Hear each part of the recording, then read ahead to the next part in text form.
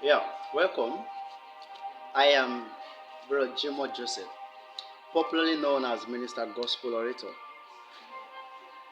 I would like you to understand that the main purpose of God creating man is to give him enough and sufficient worship, adoration. God said, "Let us make man in our image after our likeness." Let us make man in our image after our likeness. So, the real authentication of God creating man is to be in his own glorification, displaying his glory all over the earth. But the moment man fell from glory, man was deviated away from that glory. So man became polluted and corrupted. So that's why in the heart of every man you see corruption. In the life of every man you see pollution. So the moment your life is polluted and you are living a corrupted life, the only thing you need is one thing.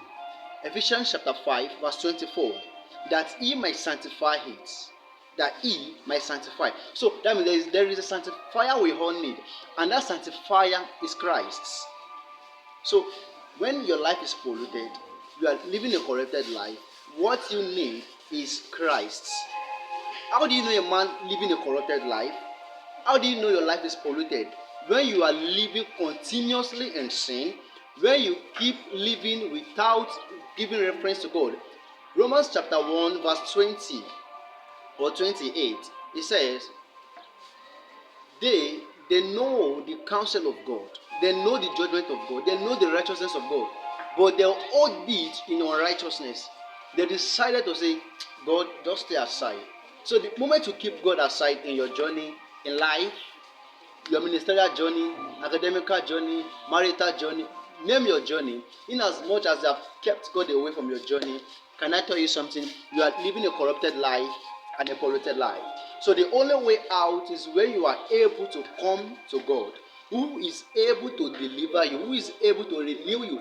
The Bible said in Romans chapter 12 verse 2, be not conformed to this world, but be ye renewed, be ye transformed by the what? Renewing of your mind. So before you can be renewing your mind, you need the Spirit of God. And the Spirit of God can only come through Christ.